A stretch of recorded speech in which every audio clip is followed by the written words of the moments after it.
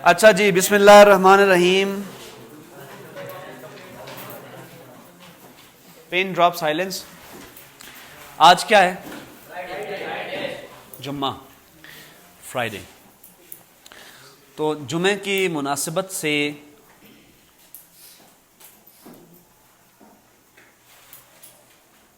جمعے کا دن جو ہے نا وہ تمام دنوں پر افضل ہے. جیسے 12 ماہ پر رمضان کا ماہ یا مہینہ جو ہے وہ افضل ہے. جیسے تمام شہروں پر شہر مکہ یا مدینۃ المکہ، مدینہ لفظ کا مطلب کیا ہوتا ہے جی؟ شہر، وہ افضل ہے. ایسے ہی تمام دنوں پر جمعہ کا دن افضل ہے. اور قرآن مجید سے اور احادیث نبوی صلی اللہ علیہ وسلم سے معلوم پڑتا ہے کہ قضاء و قدر کے فیصلے اسی دن میں کیے جاتے ہیں. یعنی فیصلے تو قضاء و قدر کے لیلۃ القدر میں کیے جاتے ہیں نا. تو جو ہفتہ وار اس کا سلسلہ ہوتا ہے اس کا اطلاق جمعے کو کیا جاتا ہے اکثر. تو اس حوالے سے دنیا میں جب ہم آئے ہیں تو اللہ تعالیٰ نے ہماری پیدائش سے بھی پہلے عالم ارواح کون سا عالم ہے کہ جہاں پر ہم سب کی روحیں جمع تھیں پیدا ہونے سے پہلے سب انسانوں کی. تو سورہ اعراف میں غالباً یہ بیان ہوا ہے کہ اللہ تعالیٰ نے ہم سب سے یعنی انسان سے عہد لیا تھا کہ الستو بربکم، کہ کیا میں تمہارا رب ہوں؟ تو انسان نے تسلیم کیا تھا کہ آپ ہی ہمارے رب ہیں.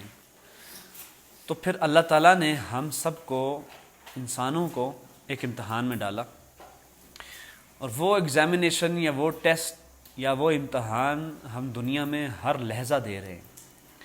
اپنی پیدائش سے لے کر موت تک ہر لحظے ہم یا تو صبر کے امتحان میں ہیں یا شکر کے امتحان میں ہیں.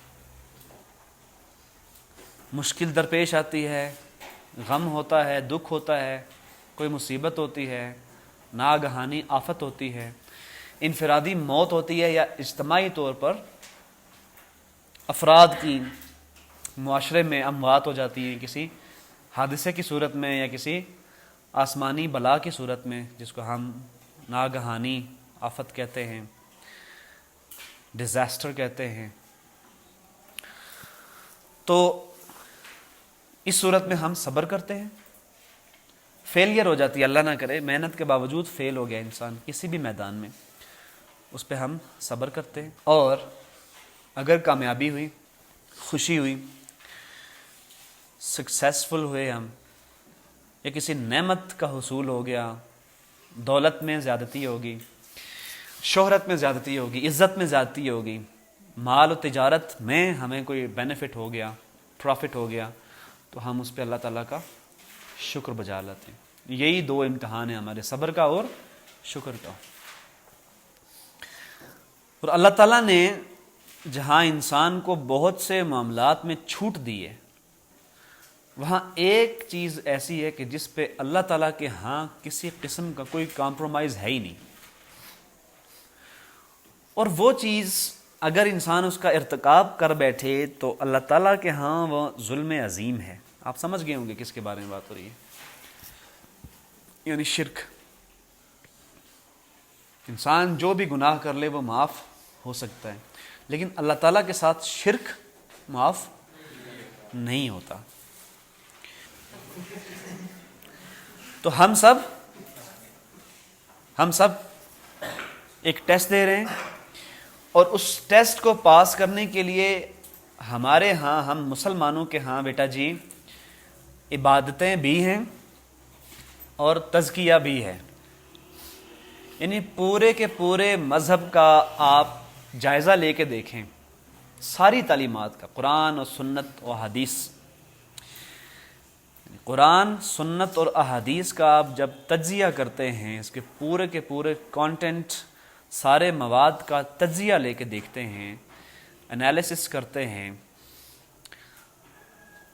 تو جو چیز نکل کے سامنے آتی ہے وہ یہ ہے کہ اللہ تعالیٰ کو ہم سے کیا چیز مقصود ہے؟ تزکیہ. کیا مقصود ہے بیٹا؟ اور تزکیہ کہتے ہیں پاکیزگی کو، تقویٰ کو، پاکیزگی کو، صاف ستھرے رہنے کو. دین پورا کا پورا دو چیزوں پر مشتمل ہے، ایک تزکیے پہ اور دوسرا عبادات پہ. تزکیے میں تین چیزوں کا تزکیہ ہے: بدن کا تزکیہ، ایڈیبلز خورونوش کھانے پینے کی چیزوں کا تزکیہ، اور اخلاق کا تزکیہ. اب بیٹا جی یہ صفائی جسمانی لحاظ سے بھی ہوتی ہے، جو چیز ہم کھاتے پیتے ہیں اس کے لحاظ سے بھی ہوتی ہے، اور اخلاق کے لحاظ سے بھی ہوتی ہے. یعنی جسمانی تزکیہ، خورونوش کا تزکیہ، اور اخلاقی تزکیہ. جسمانی طور پہ ہم کسی میل کچیل کو گوارا نہیں کر سکتے، اسی لیے ہم ہر جمعے کو تو ہر حال میں غسل سنت ہے، سنت ہے، یعنی فرض نہیں ہے لیکن سنت ہے. ویسے تو انسان روزانہ غسل کرے تو صحت بھی اچھی رہتی ہے اور انسان پاک صاف بھی رہتا ہے، صاف ستھرا بھی رہتا ہے، لیکن جمعے کو تو غسل سنت ہے. اور 5 وقتہ نماز کے لیے ہم پھر کیا کرتے ہیں جی؟ وضو کرتے ہیں. اس سے اعلیٰ جسمانی تطہیر اور طہارت پوری دنیا میں کسی مذہب میں نہیں ہے. یعنی مذہب تو اللہ تعالیٰ کے ہاں ایک ہی ہے نا، دین ایک ہی ہے، اور تو انسان کے بنائے ہوئے مذاہب ہیں، مسالک ہیں. خورونوش، ہر حلال چیز ہم کھاتے ہیں اور ہر حرام سے اجتناب کرتے ہیں، گریز کرتے ہیں، چھوڑ دیتے ہیں، ایبسٹین کرتے ہیں اس کو. یہ ہمارے کھانے پینے کی تطہیر ہوگی. یعنی جس چیز سے ہمارا جسم بنتا ہے نا، جس کو صاف ستھرا رکھتے ہیں ہم، ہمارا گوشت پوست، ہماری ہڈیاں، ہمارا ذہن، ہمارا قلب، دل، ہمارا خون، جن چیزوں سے بنتا ہے، اس جسم کو ہم صاف ستھرا رکھتے ہیں نا، غسل کر کے، وضو کر کے، کلی کر کے، ناک میں پانی ڈال کے، ہر طرح سے صفائی کرتے ہیں ہم. لیکن سوال یہ پیدا ہوتا ہے کہ اس جسم کی صفائی ہم جب کر رہے ہیں تو اس کو بڑھوتری کیا چیز دیتی ہے؟ تو وہ چیز ہوتی ہے نا جس کو ہم کھاتے ہیں اور پیتے ہیں. تو اس کے بارے میں بھی اللہ تعالیٰ کی ہدایات یہی ہیں کہ پاکیزہ چیزیں کھانی ہیں. ٹھیک ہے، اس میں بھی ہمارا تزکیہ ہوتا ہے جی، پاکیزگی ہوتی ہے. اور جب یہ وجود میں آ جاتی ہیں ساری چیزیں، یعنی ان سے ہمارا جسم ایک تو قائم دائم رہتا ہے جو پہلے سے بنا ہوا ہے، اور دوسرا پھر اس میں کیا ہوتا ہے جی؟ ویئر اینڈ ٹیئر ساتھ ساتھ جاری رہتا ہے، اور آپ کا جسم بھی کنٹینیوسلی بنتا رہتا ہے ساتھ ساتھ. یعنی ایک ماہ کے اندر اندر آپ کی سٹمک لائنز جو ہوتی ہیں، آپ کا معدہ، اس میں نئی لیئرز پیدا ہونا شروع ہو جاتی ہیں. ایسے ہی آپ کی سکن کے سیلز جو ہوتے ہیں وہ ڈیڈ سیلز نکل جاتے ہیں، نیو سیلز. آپ کے ذہن کے نئے نیورونز بن رہے ہوتے ہیں، جس کو کہتے ہیں نیوروجینیسس. اچھا، نیورو پلاسٹیسٹی ہوتی ہے، اس میں آپ کے نیورونز آپس میں کیا کرتے ہیں جی؟ انٹریکٹ کرتے ہیں. تو یہ سلسلہ بھی جاری رہتا ہے. اب انسان کی مثال یہ ہے بیٹا کہ جیسے ایک بلب ہے نا، بلب، دنیاوی مثال میں آپ کو دوں تو بلب جلتا ہے، لیکن اگر اس کی اندر جو کوئل لگی ہوئی ہے اگر وہ ٹوٹ پھوٹ کا شکار ہو جائے تو وہ آن ہوگا؟ یعنی اس کا قائم رہنا لازم ہے. تو اس کی مثال یہ ہے کہ آپ کے جسم کا قائم رہنا امتحان کے لیے لازم ہے. تو اگر الیکٹریسٹی نہ ہو تو بلب آن ہوگا؟ تو وہ الیکٹریسٹی کیا ہے؟ وہ ہدایت کی روشنی ہے. یعنی قرآن مجید اور سنت سے جو ہدایت آپ کو ملتی ہے، وہ جو اس کے اندر جلنے کی بالقوہ یا پوٹینشلی سکت ہے نا، اس کی جو پوٹینشل ہے جلنے کا، خود اس کی یہ قابلیت، وہ اس کی فطرت ہے. یعنی اس کی فطرت ہے کہ وہ جلے گا، یہ اس کی فطرت ہے. لیکن وہ فطرت بھی اپنے آپ میں کام نہیں کرتی جب تک اس کو الیکٹریسٹی نہ ملے. تو وہ الیکٹریسٹی کیا ہے جی؟ وحی کی ہدایت ہے، اللہ تعالیٰ کی طرف سے ملنے والی ہدایت ہے. نور علی نور، یہ نور علی نور ہے کہ آپ کے اندر پہلے سے ایک نور موجود ہے فطرت کا، جو اللہ تعالیٰ نے آپ کو دے کے بھیجا ہے. یعنی آپ کو اچھی اور بری چیزوں میں فرق کرنے کے لیے کوئی لیکچر دینے کی ضرورت نہیں ہوتی. یہ اضطراری علم ہے. یہ کیا ہے؟ اضطراری علم ہے. اس میں ہر انسان فیصلہ کر لیتا ہے کہ کیا چیز اچھی ہے اور کیا چیز، کیا صحیح ہے کیا غلط ہے، کیا حسین ہے کیا قبیح ہے، کیا صاف ہے کیا ناصاف ہے، کیا پاکیزہ ہے کیا ناپاک ہے، کیا حق ہے کیا باطل ہے. اچھا، کیا حلال ہے کیا حرام ہے. حلال حرام کے بارے میں بھی انسان کو عام طور پہ لیکچر دینے کی ضرورت نہیں ہوتی. اس کو معلوم ہوتا ہے کیا چیز حلال ہے کیا حرام ہے. جہاں جہاں پہ قرآن مجید میں بھی آپ دیکھیں گے اور سنت میں بھی دیکھیں گے، جہاں پہ تھوڑا بہت ڈائلیما تھا کہ پتہ نہیں حلال ہے یا حرام ہے، چونکہ ہمیشہ چیزیں بلیک اینڈ وائٹ میں نہیں ہوتی.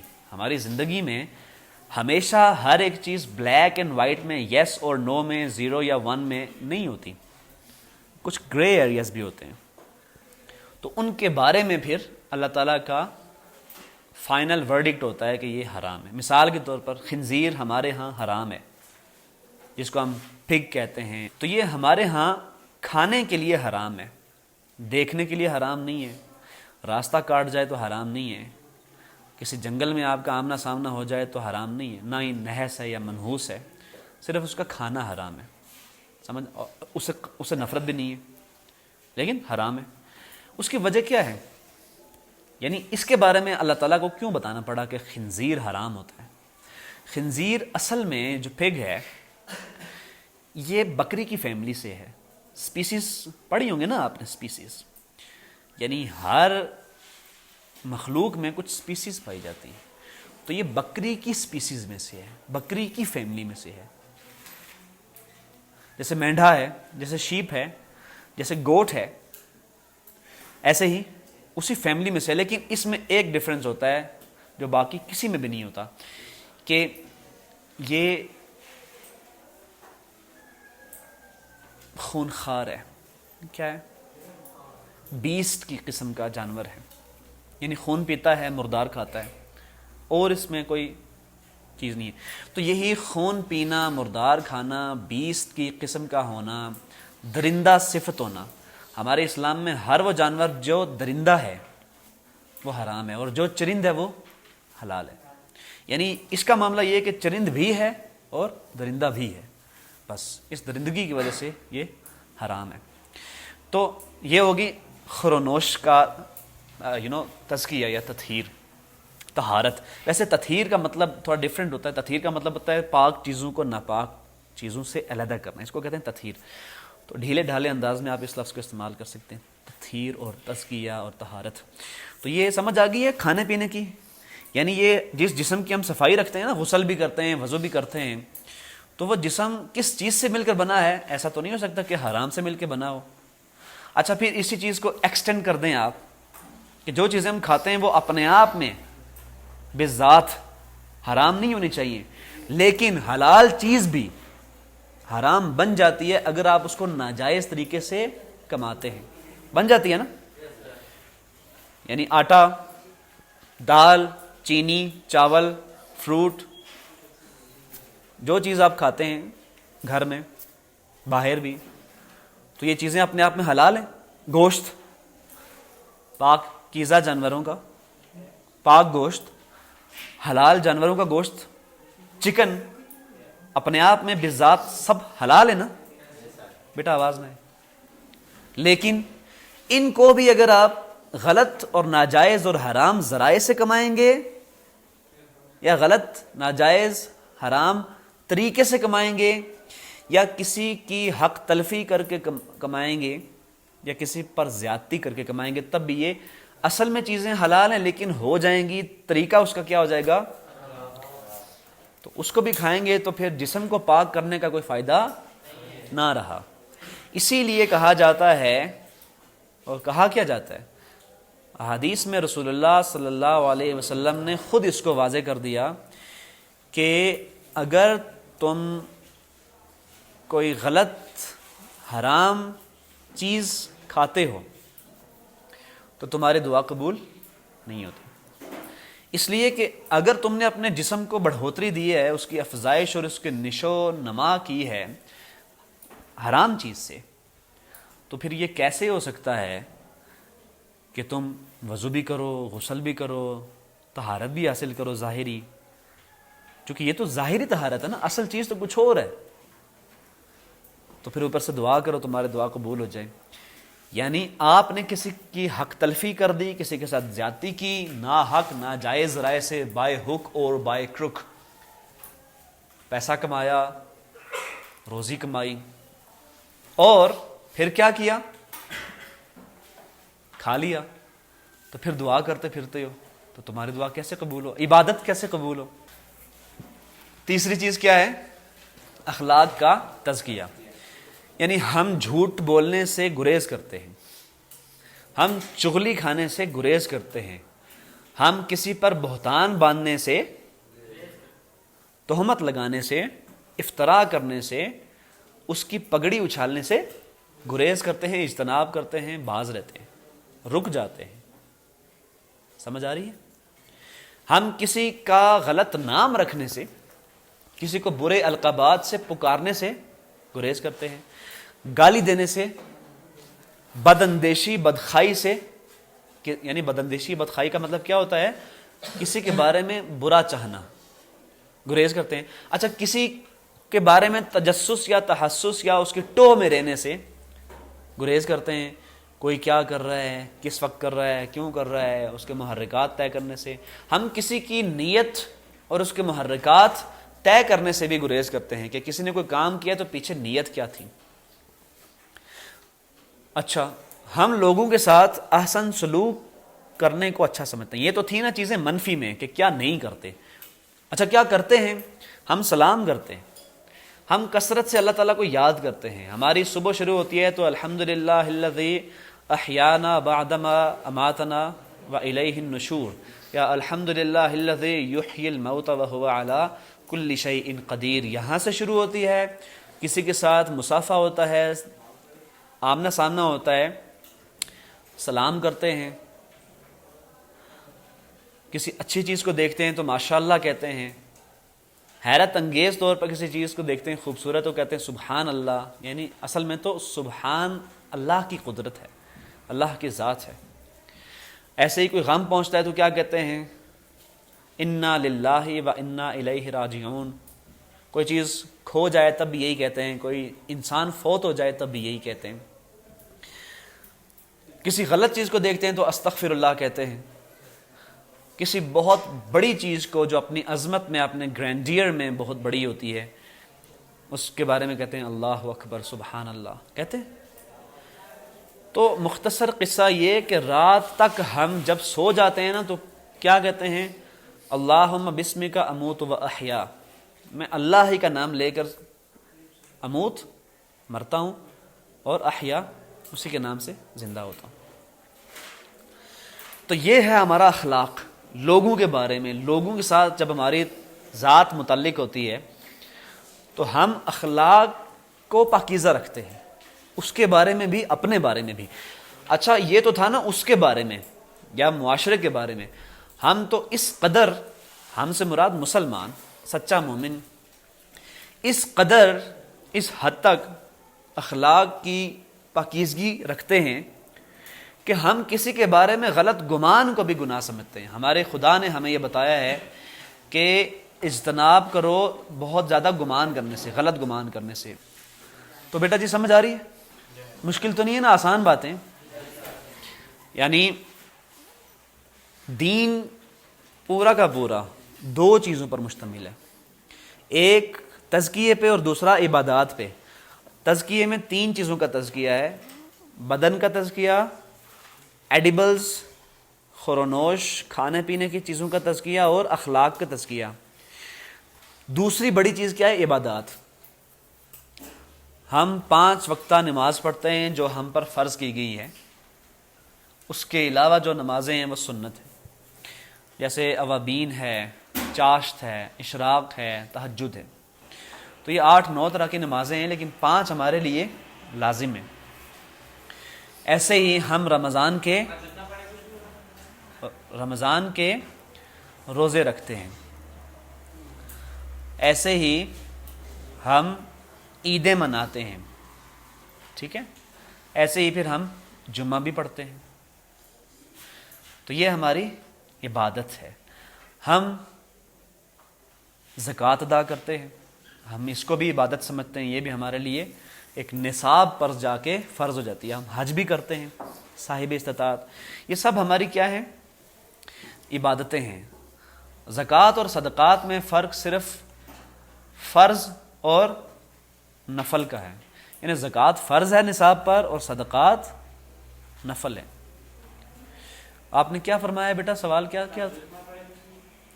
تہجد نہ پڑھے تو کچھ نہیں ہوتا؟ یہ کچھ نہ ہونے سے کیا مراد ہے؟ نہیں بیٹا، تہجد تو نفل ہوئے نا. ہمارے لیے تہجد نفل نماز ہے. رسول اللہ صلی اللہ علیہ وسلم کے لیے یہ فرض تھا. آپ صلی اللہ علیہ وسلم پر تہجد کی نماز لازم تھی. تو ہم اگر پڑھیں گے تو کتنی ہی اچھی بات ہے. یعنی کئی لوگ ایسے ہیں جنہوں نے ساری زندگیاں تہجد کی نماز نہیں چھوڑی. یعنی یہ انسپائرڈ ہے. لیکن آپ نہ بھی پڑھیں تو اس پہ مواخذہ نہیں ہوگا. یعنی اس کے بارے میں پوچھا نہیں جائے گا کہ تہجد کیوں نہیں پڑھی تھی. جن کے بارے میں پوچھا جائے گا وہ 5 نمازیں ہیں، نصاب پر زکوٰۃ ہے اور استطاعت پر حج ہے. ان کے بارے میں پوچھا جا سکتا ہے. سمجھ آ رہی ہے جی؟ تو جمعے والے دن ہم کیا کرتے ہیں بیٹا؟ جمعہ ادا کرتے ہیں، جمعہ پڑھتے ہیں.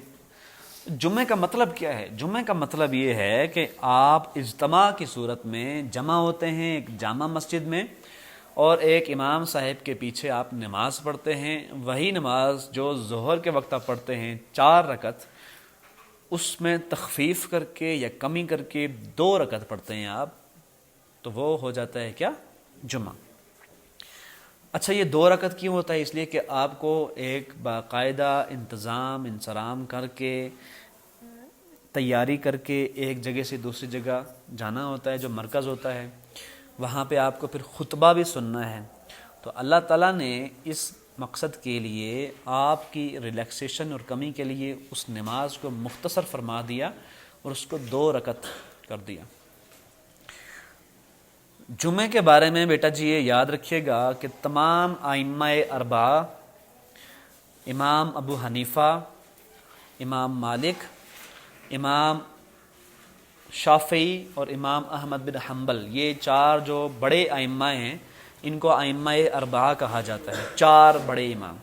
ان کے علاوہ بھی ہیں جیسے حضرت سفیان ثوری ہیں، اور بھی بہت سے امام ہیں، لیکن وہ چونکہ مشہور اتنے نہیں ہوئے ان کا فقہ. یہ فقہ کے علماء ہیں. یہ یاد رہے، یہ ہمارے مذہب میں، دین میں 2 اپروچز ہوتی ہیں. دین میں 2 بڑے حصے ہیں. ایک ہے نا آپ کا کتاب، ایک ہے حکمت. کتاب کا مطلب کیا ہے کہ اس میں آپ جیسے کتاب کا لفظ ہم بک کے لیے استعمال کرتے ہیں نا، کتاب. عربی میں کتاب کا ایک مطلب کیا ہوتا ہے؟ قانون، لا، شریعت، اس کے لیے استعمال ہوا ہے. ایک ہے حکمت، اخلاقیات آتے ہیں اس میں اور عبادات آتی ہیں. وہی چیزیں جو میں نے آپ کو بتائی یہاں پہ، تزکیہ اور عبادات، یہ ہے حکمت.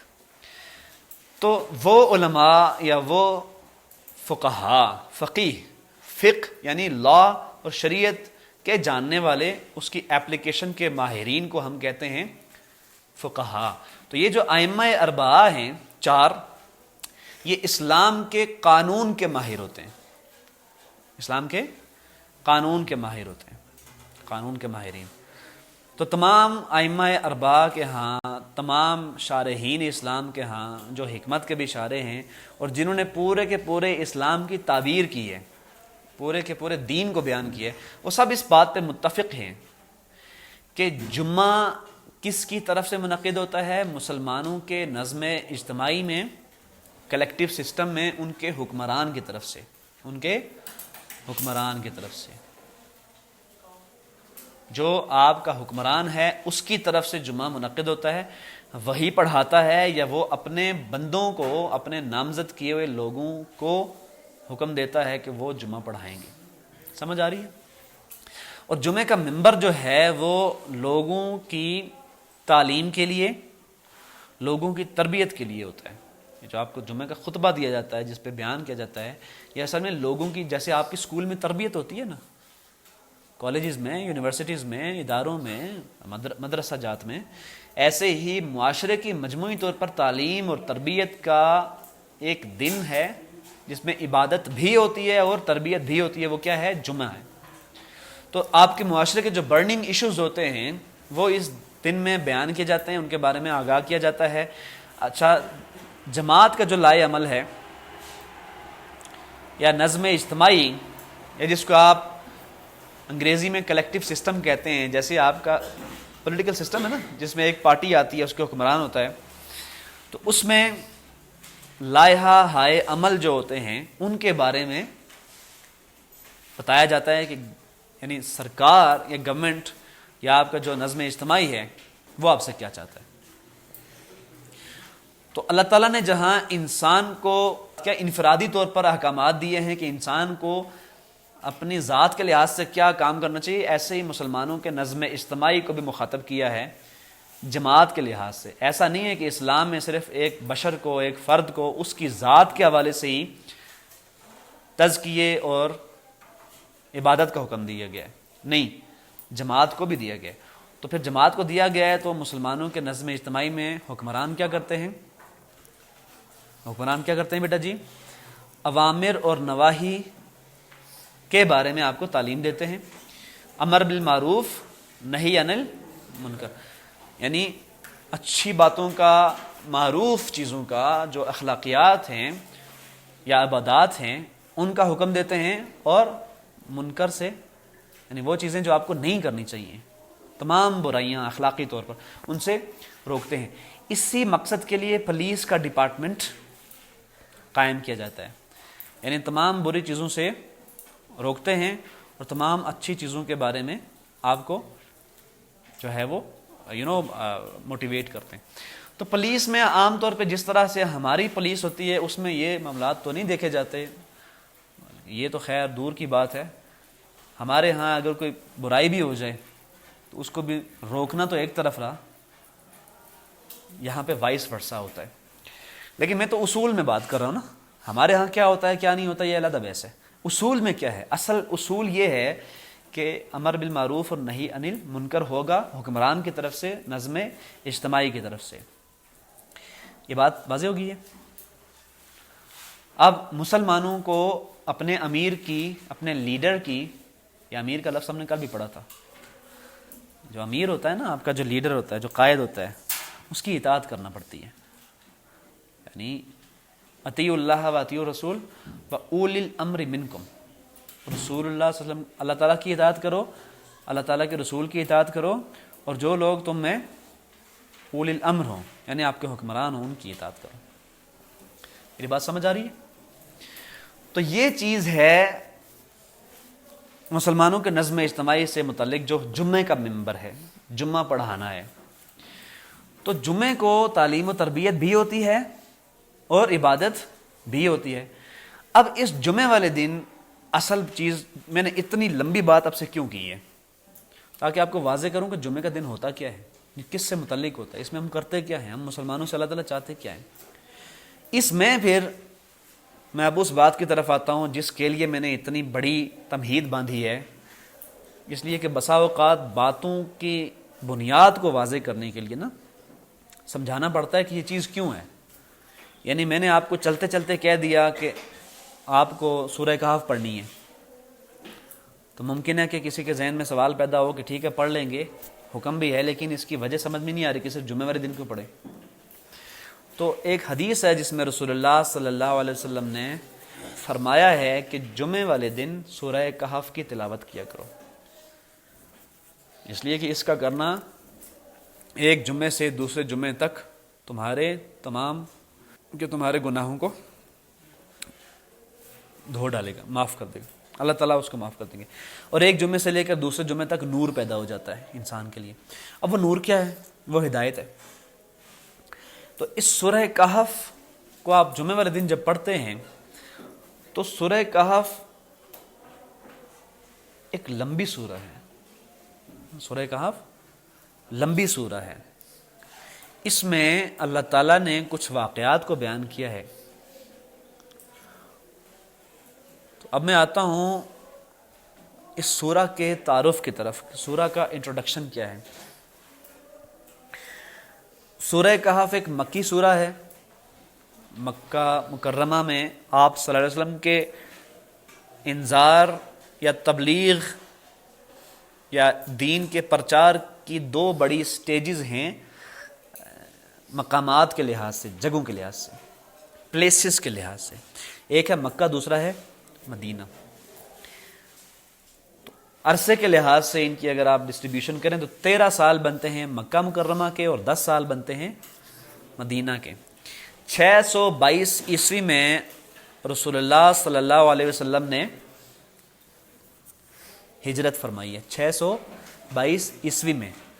یہ شمسی کیلنڈر کے مطابق ہے، شمسی جنتری جو ہے آپ کے۔ تو اسی 622 عیسوی سے ہمارا ہجری سال شروع ہوتا ہے، یکم ہجری۔ تو رسول جو ہوتے ہیں کسی بھی قوم کی طرف جب آتے ہیں تو قرآن مجید کے مطابق ہم جب کسی قوم میں رسول بھیجتے ہیں تو اس امت کا یا اس قوم کا فیصلہ کر دیتے ہیں۔ قضی بینہم بالقسط وہم لا یظلمون، اور ان کے ساتھ کسی قسم کا کوئی ظلم نہیں کیا جاتا۔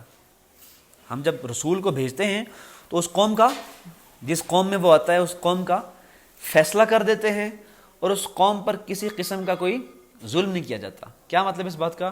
کہ ان کا فیصلہ ایسے ہوتا ہے کہ ماننے والوں کو اقتدار حاصل ہوتا ہے، کامیابی حاصل ہوتی ہے، نہ ماننے والوں کو عذاب دیا جاتا ہے، ان کو سزا دی جاتی ہے۔ جو نہیں مانتے ان کو سزا دی جاتی ہے۔ پرانی امتوں پر سزائیں آئی ہیں، جیسے قوم عاد کا واقعہ ہے، قوم سمود کا واقعہ ہے، موسیٰ علیہ السلام کی قوم کے ساتھ بھی ایسے ہی ہوا۔ تو تمام انبیاء اور رسول جو ہوتے ہیں ان میں سے رسولوں کا معاملہ یہ ہوتا ہے کہ وہ جب کسی قوم کی طرف بھیجے جاتے ہیں تو ان کا اس قوم کا فیصلہ کر دیا جاتا ہے۔ اب رسولوں کے اس انذار کے یا اس تبلیغ کے مختلف سٹیجز ہوتے ہیں، فیزز ہوتے ہیں۔ یعنی ایک ہوتا ہے انذار، ایک ہوتا ہے انذار عام، پھر ہجرت و برات آتا ہے، پھر اتمام حجت ہوتا ہے، پھر تطہیر ہوتی ہے، اس کے بعد عذاب یا نعمتوں کا سلسلہ جاری ہو جاتا ہے۔ تو یہاں تک بات واضح ہو گئی ہے۔ تو جب بھی رسول آتے ہیں تو ان کے اس میسج کے سٹیجز ہوتے ہیں۔ انذار ہوتا ہے، انذار عام ہوتا ہے، ہجرت و برات ہوتی ہے۔ انذار کا مطلب کیا ہے بیٹا جی؟ رسول اللہ صلی اللہ علیہ وسلم کے بارے میں فرمایا جاتا ہے نا، قرآن مجید میں بھی اللہ تعالیٰ نے فرمایا ہے بشیر ہیں اور نذیر ہیں۔ بشیر کسے کہتے ہیں؟ بشارت دینے والے کو، خوشخبری سنانے والے کو، جنت کے بارے میں اطلاع دینے والے کو، کامیابی کے بارے میں انٹیمیشن دینے والے کو، اور نذیر ڈرانے والا۔ تو اصل میں انبیاء کا منصب کیا ہے کہ وہ بشیر ہوتے ہیں اور نذیر ہوتے ہیں۔ رسول جو ہوتے ہیں وہ بشیر اور نذیر ہوتے ہیں۔ تمام انبیاء کا منصب یہی ہوتا ہے۔ تو رسول ایک اسپیسیفک ٹرم ہے اللہ تعالیٰ کی۔ ایک تو رسول کا لفظ ہے نا، ایک ٹرم بھی ہے، یعنی اصطلاح بھی ہے۔ نبی اور رسول میں فرق یہ ہوتا ہے کہ نبی پہلے سے جاری شریعت کو آگے بڑھاتے ہیں، اور رسول کی ایک اپنی شریعت ہوتی ہے، وہ ایک الگ شریعت لے کے آتے ہیں۔ ایک بہت بڑا ڈفرینس یہ بھی ہوتا ہے کہ نبی جو ہوتے ہیں وہ اللہ تعالیٰ کی عدالت بن کر نہیں آتے دنیا پر، رسول اللہ تعالیٰ کی عدالت بن کے آتے ہیں۔ کیا مطلب ہے اللہ تعالیٰ کی عدالت بننے کا؟ کہ وہ فیصلہ جو قیامت والے دن جا کے ہوگا نا، کہ نیکوکاروں کو جنت ملے گی، اللہ تعالیٰ کی نعمتیں ملیں گی، کامیابی ملے گی، نامہ اعمال دائیں ہاتھ میں پکڑایا جائے گا، دائیں ہاتھ میں دیا جائے گا، اور بدکاروں کو، سیاہکاروں کو، گنہگاروں کو ناکامی ملے گی، جہنم دی جائے گی ان کو، اور وہ ناکام ٹھہریں گے، اور نامہ اعمال بائیں ہاتھ میں تھمایا جائے گا۔ یہی ہے نا؟ تو عدالت بننے کا مطلب یہ ہے کہ وہ کام جو قیامت میں کیا جائے گا، یعنی نیکوکاروں کو جنت ملی اور گناہگاروں کو عذاب دیا گیا، وہی کام ایک چھوٹے درجے میں قیامت صغریٰ کے طور پر دنیا میں ہی بپا ہو جاتی ہے۔ قیامت چھوٹے لیول پہ قیامت، جب رسول کسی قوم میں آتے ہیں تو رسالت مآب صلی اللہ علیہ وسلم بھی جب اپنی قوم میں آئے تو باقی تمام رسولوں کی طرح، جیسے قوم عاد ہے، قوم سمود ہے، قوم موسیٰ ہے، قوم شعیب ہے، قوم لوط ہے، تو ان تمام رسولوں کی امتوں پر عذاب آئے ہیں نا۔ طوفان آیا، آسمان سے پتھر برس پڑے، زوردار چیخ آئی، کانوں کے پردے پھاڑ دیے، دل ختم ہو گئے، سیلاب آ گیا، یعنی سمندری طوفان آ گیا، جیسے حضرت نوح علیہ السلام کی قوم کے ساتھ ہوا۔ ایسے ہی قوم لوط کے ساتھ کیا ہوا کہ اللہ تعالیٰ نے زمین کے اس حصے کو اٹھایا اور پلٹ ڈالا الٹا، تو یہ عذاب ہی ہے نا۔ لیکن رسول اللہ صلی اللہ علیہ وسلم کی قوم پر اس طرح کا عذاب نہیں آیا، بلکہ صحابہ کرام کے ہاتھوں، جیسے میں نے آپ کو پہلے بھی بتایا تھا، صحابہ کرام رضوان اللہ تعالی علیہم اجمعین کے ہاتھوں، یعنی ان کی تلواروں کے ہاتھوں عذاب آیا۔ ہمارے ہاں صحابہ کرام کے بڑے فضائل سنائے جاتے ہیں نا، بہت سی باتیں کی جاتی ہیں، لیکن ہمارے لوگوں کو پتہ نہیں ہوتا کہ انہوں نے کس طرح کی قربانیاں دی ہیں۔ کتنا مشکل ہوتا ہے کہ آپ کو اپنے بھائی کے خلاف تلوار اٹھانا پڑ جائے، اپنا گھر چھوڑ کے ایک جگہ سے دوسری جگہ منتقل ہونا چاہیے، منتقل ہونے کے بارے میں کہا جائے، مشکل ہوتا ہے نا، یہ کام کوئی آسان تو نہیں ہوتا، مشکل کام ہوتا ہے۔ تو صحابہ کرام کا اصل منصب یہی ہے کہ وہ اللہ تعالیٰ کے رسول کی نصرت کے لیے، یا آپ صلی اللہ علیہ وسلم کی مدد کے لیے، یا ہیلپ کے لیے، یا سپورٹ کے لیے، اصل لفظ سپورٹ ہونا چاہیے، ہمہ وقت تیار رہتے تھے، ہمہ وقت۔ آج ہم سے کوئی کہے کہ اپنے والد کے خلاف تلوار اٹھاؤ، بھائی کے خلاف اٹھاؤ، ماں کے خلاف اٹھاؤ، آسان کام ہے؟ اپنے چچا کے خلاف اٹھاؤ، ماموں کے خلاف اٹھاؤ، اپنے نانا کے خلاف اٹھاؤ، اپنے خاندان والوں کے خلاف تلوار اٹھاؤ، ان کا قتل کرو۔ یہ میں صرف سمجھانے کے لیے مثال دے رہا ہوں، یہ کام آسان ہوگا؟ یہ کام بہت مشکل ہوتا ہے۔ صحابہ کرام کا وصف یہی ہے کہ انہوں نے ایک جگہ کو چھوڑا، اپنے شہر کو ہی چھوڑ دیا، تو کچھ مہاجرین بن گئے، جنہوں نے پناہ دی وہ انصار ہیں، اور پھر اپنے خاندان والوں کے خلاف تلوار اٹھانا پڑی۔ اس طرح سے صحابہ کرام کے ہاتھوں رسول اللہ صلی اللہ علیہ وسلم کی امت پر عذاب آیا۔ جو منکرین ہوتے ہیں ان پر عذاب آتا ہے، جو ماننے والے ہوتے ہیں ان کو کامیابی ملتی ہے، سرفرازی ملتی ہے، اور جو منکرین ہوتے ہیں ان پر دو طرح کے عذاب آتے ہیں۔ اگر وہ مشرک ہیں اور اپنے شرک پر قائم ہیں، کہتے ہیں کہ اللہ کے ساتھ اور بھی شریک ہیں، جیسے میں نے بتایا نا کہ شرک ظلم عظیم ہے، شرک معاف نہیں ہو سکتا، ان کو موت کی سزا سنائی جاتی ہے، اور جو اہل کتاب ہوتے ہیں اصلاً توحید کے ماننے والے ہوتے ہیں لیکن رسول کا انکار کر دیتے ہیں، ان کو ذمی بنا لیا جاتا ہے، وہ زیر نگیں ہو کے رہتے ہیں، ٹھیک ہے، وہ ذمی ہوتے ہیں اس ریاست میں، یعنی ان پر موت کا عذاب تو نہیں ہوتا لیکن وہ ذمی ہوتے ہیں، ٹھیک ہے، زیر نگیں۔ تو سورہ کہف کا تعارف یہ ہے کہ اس سورہ میں اللہ تعالیٰ نے اپنے رسول کو مخاطب کر کے کچھ باتیں فرمائی ہیں۔ پس منظر اس کا کیا ہے کہ یہ مکی سورہ ہے، اور اس سورہ میں ایک خاص وقت ہے جب یہ نازل ہوئی ہے، یعنی اپنے پس منظر کے لحاظ سے رسول اللہ صلی اللہ علیہ وسلم انذار فرما رہے ہیں، اور انذار کے بعد ایک انذار عام کا، انذار کی سمجھ آ گئی ہے نا کس کو کہتے ہیں، یعنی ڈرا رہے ہیں لوگوں کو اللہ کے سخت عذاب سے، وہ ہوتا ہے انذار۔ انذار عام کیا ہوتا ہے؟ ایک بڑے پیمانے پر، یعنی یا ایھا المزمل اور یا ایھا المدثر، سورہ مزمل اور مدثر پڑھے نا، تو اس میں اللہ تعالیٰ کیا کہتے ہیں کہ اٹھیے اور اب پرچار کیجیے، انذار عام کیجیے بڑے پیمانے پر۔ جب قریش کو اللہ تعالیٰ کے نبی نے ڈرانا شروع کیا تو قریش میں پھر کیا تھے، یعنی ادھر مکہ مکرمہ میں زیادہ نصرانی تھے، عیسائی تھے، اور مدینہ میں زیادہ یہود کے گھر تھے. تو ان نصرانیوں نے، ان عیسائیوں نے کچھ سوالات کیے رسول اللہ صلی اللہ علیہ وسلم کی ذات کو چیلنج کرنے کے لیے. وہ سوالات کیا تھے کہ بتائیے، یہ سورہ کہف میں جس طرح آیا نا کہ بتائیے یہ اصحاب کہف کون تھے، سلیپرز آف کیو، یہ کون تھے؟ اچھا یہ بتائیے کہ ذی القرنین کون تھے؟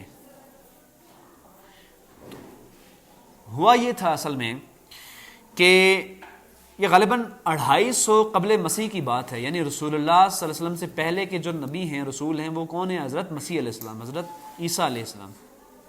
ان کی پیدائش سے بھی پہلے 250 سال پہلے کا واقعہ ہے اصحاب کہف کا. تو قرآن مجید میں اس کا جواب دیا گیا ہے کہ اصحاب کہف کون تھے، اور یہ لوگ جو آپ صلی اللہ علیہ وسلم کی نبوت کو چیلنج کر رہے ہیں اور پوچھ رہے ہیں آپ سے، تو ان کے بارے میں ہم ذرا بتاتے ہیں کہ یہ کون تھے.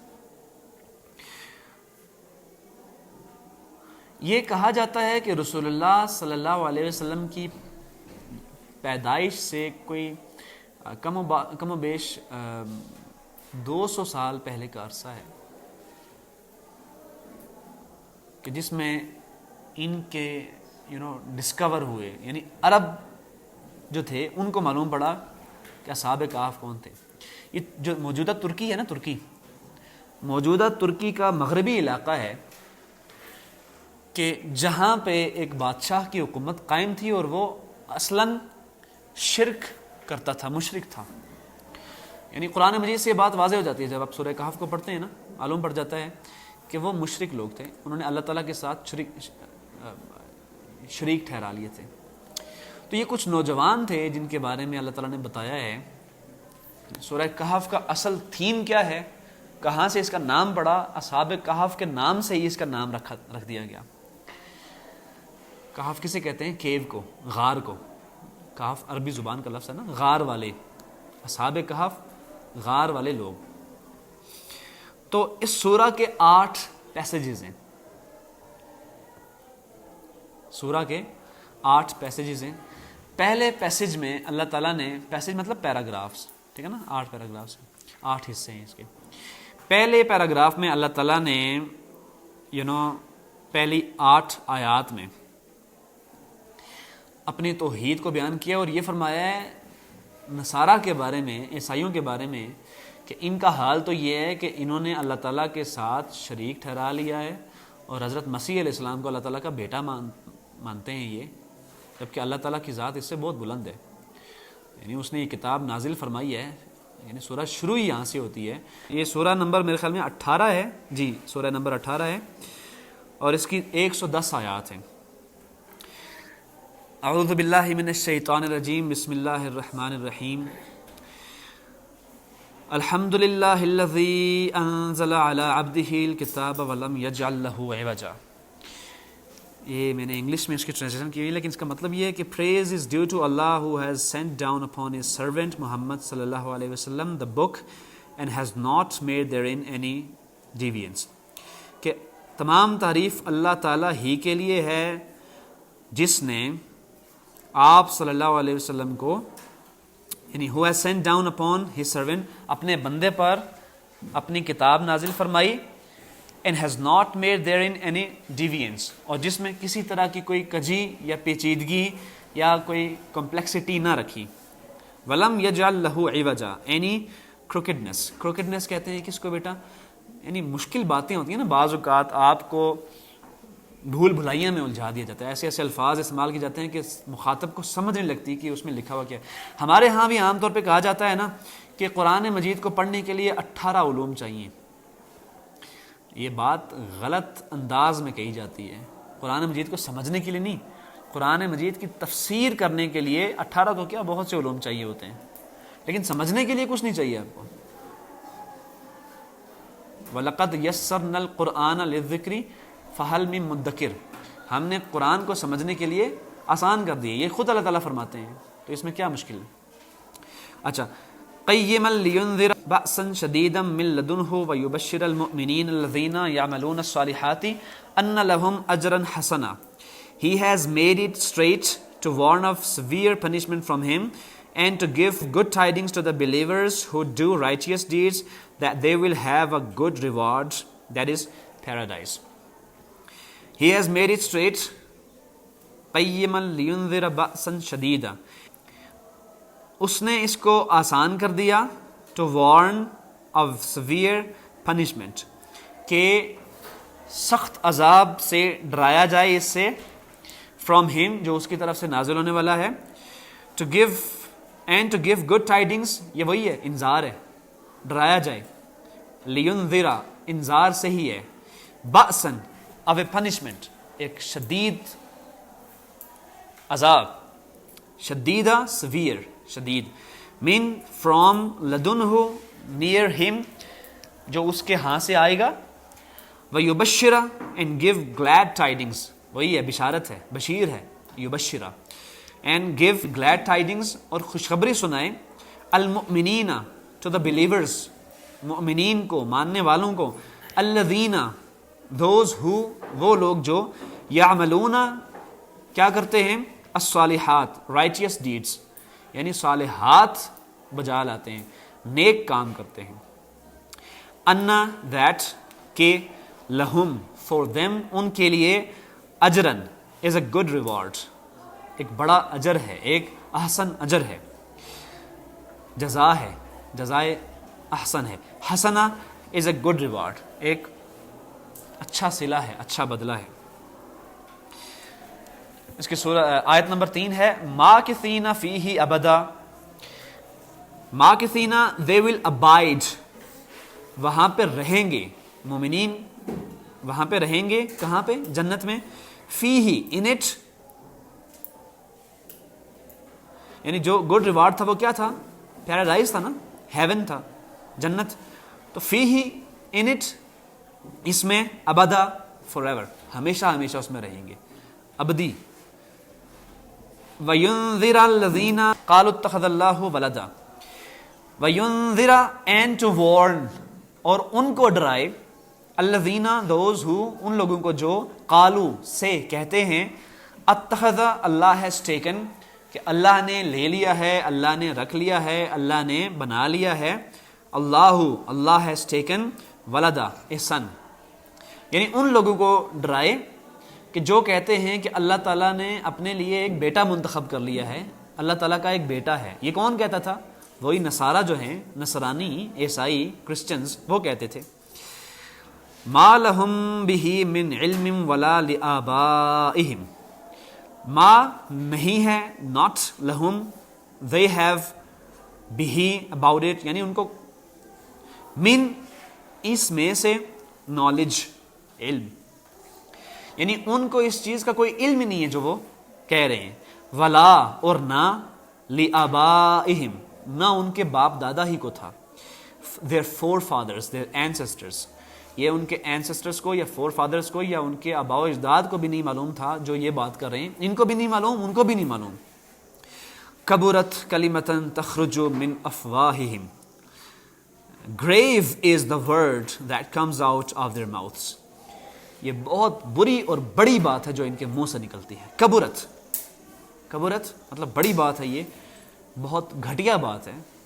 कलिमतन, द वर्ड, तखरुजु, जो इनके मुंह से निकलता है, मिन अफवाहिहिम, इनके मुंह से. इन यकूलूना इल्ला कज़िबा, दे स्पीक नॉट एक्सेप्ट अ लाई, ये कुछ नहीं बोलते मगर झूठ.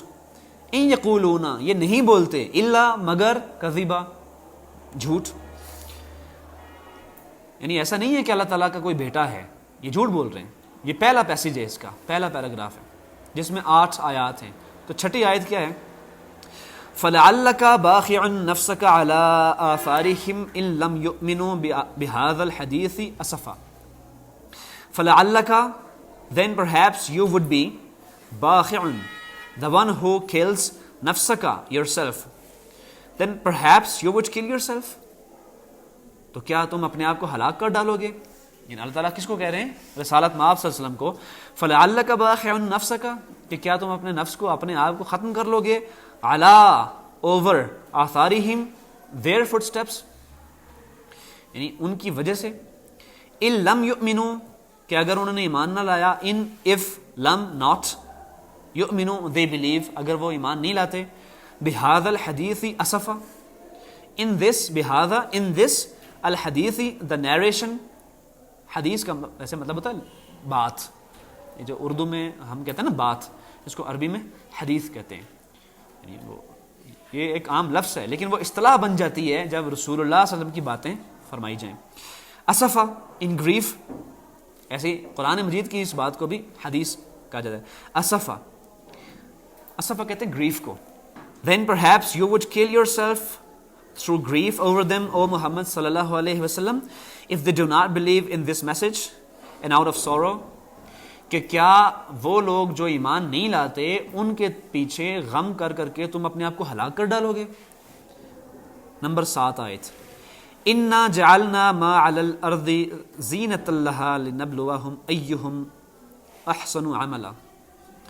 اِنَّا indeed we، یعنی ہم نے، در حقیقت، جعلنا we have made، ہم نے بنایا، ما what جو بھی ہے، علی پر، on الارض on this earth اس زمین پر، زینہ adornment، تزین آرائش، زینت بنایا، لہا for it، ہم نے بنایا ہے اس زمین پر جو بھی زینت ہے، لہا اس کے لیے، لِنَبْلُوَهُمْ that we may test them، کہ تاکہ ہم ان کا امتحان لے سکیں، ایہم which of them Ahsan is the best، عملا in deed، اپنے عمل میں، تاکہ ہم، یعنی اس زمین پر ہم نے کیا کیا، indeed we have made that which is on earth adornment for it that we may test them as to which of them is best indeed،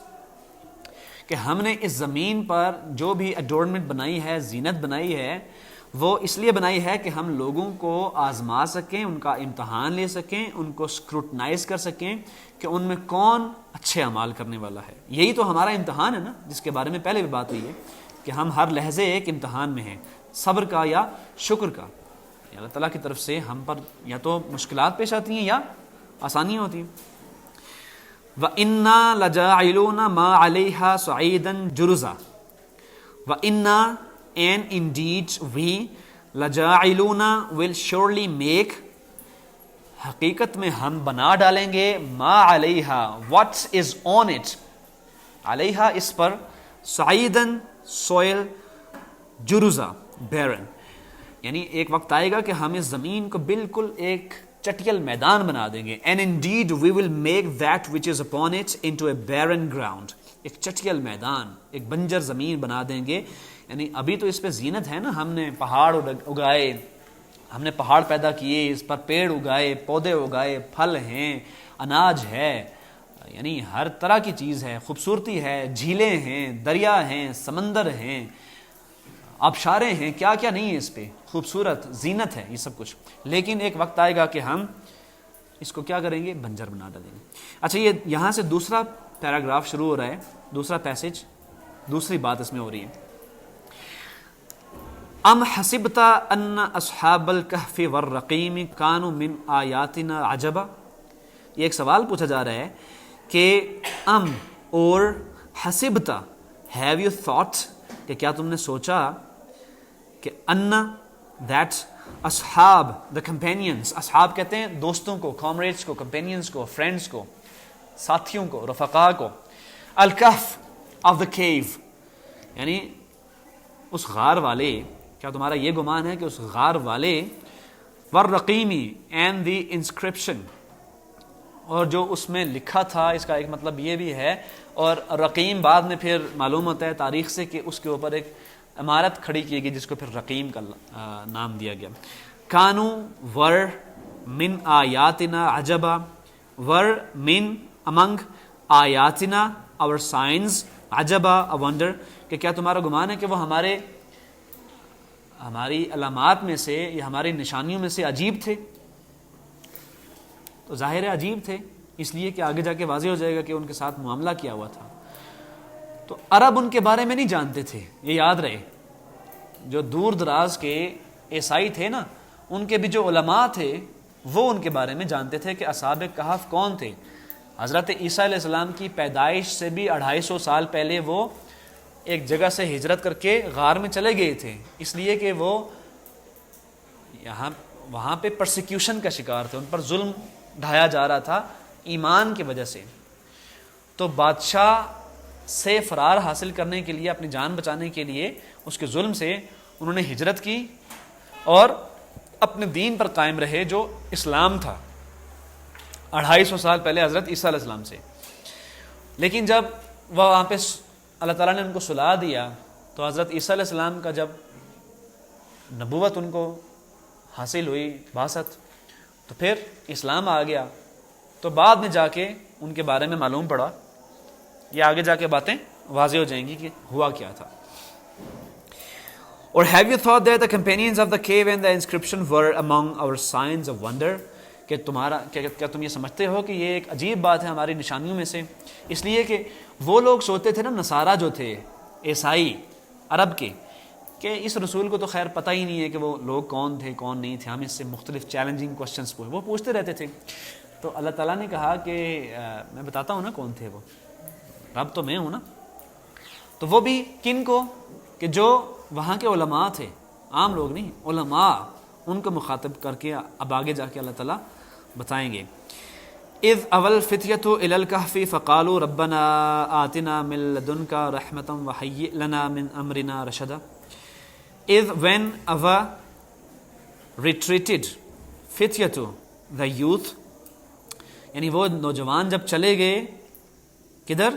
الی الکہف to the cave، اس غار کی طرف، فقالوا and they said، اور انہوں نے کہا، ربنا our Lord، اے ہمارے رب، آتنا grant us، ہم کو دے، من from اس میں سے، لدن کا yourself، رحمہ اپنی رحمت میں سے ہم پر رحم فرما، ہم پر رحم فرما، وہیئ لنا من امرنا، and facilitate، اور ہمارے لیے، لنا من امرنا our affairs، رشدا in the right way۔